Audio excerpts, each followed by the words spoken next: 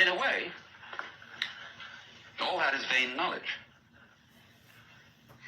In a way. Because you see, what it does is it gives you the illusion that you've solved your problems.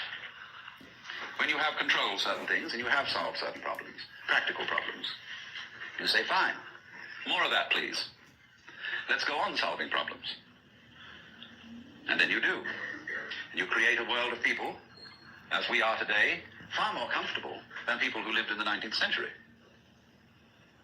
Just remember the troubles of going to a dentist when you were children, or some of you when you were children, of medicine, of badly heated homes, of all sorts of things that we don't put up with anymore. But the problem is we keep running into this thing that all constant stimulations of consciousness become unconscious. And when we take it as a matter of course to have certain comforts, then we switch the level on which we worry. When you solve a whole set of problems, people find new ones to worry about. And after a while, you begin to get that haven't we been here before feeling. Aren't we just going round on a cycle and doing the same old thing over and over and over again because we don't realize that we're chasing our own tails? By an eternally recurrent process of not knowing who you are. That is the hide and seek. That is the nature of what the Hindus call the Manvantara and the Pralaya, the period of the Manvantara in which the worlds are manifested, and the period of the Pralaya in which the worlds are withdrawn from manifestation. In and out, in and out. Evermore came out by the same door as in I went. And the thing is, to get to the point where you can see that you are doing that in every moment of your existence, with every tiny little atom of your body. You now, at this minute, you see, are the whole system of inning and outing.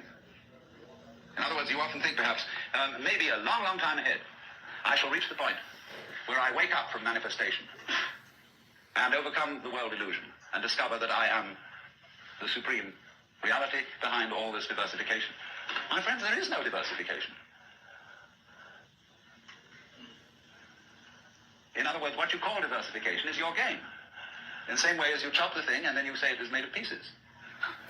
But you forget that you cut it. And so when you see the world is complicated and that there are life problems and that you might one day succeed, hundreds and hundreds of people are running like mad after something that they call that is success, and they have no idea what it is.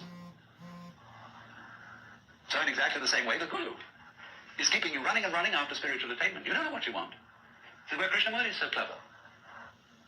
Because he says, if you ask me for enlightenment, how can you ask me for enlightenment? If you don't know what it is, how do you know you want it? Is that any concept you have of it will be simply a way of trying to perpetuate the situation you're already in. De somne because per naturam, the deep constitutional or predisposing cause of dreams lieth within the jurisdiction of the will itself. For that will, being always present, albeit it may be latent discovereth himself when no longer inhibited by that conscious control, which is determined by environment, and therefore oft times contrary to himself. This being you think you know what you're going out for. All you're doing is you're seeking the past. What you already know, what you've already experienced. Therefore, that's not it, is it? Because you say you're looking for something quite new. But what do you mean new? What's your conception of something new? Well, I figure I can only think about it in terms of something old. Something I once had.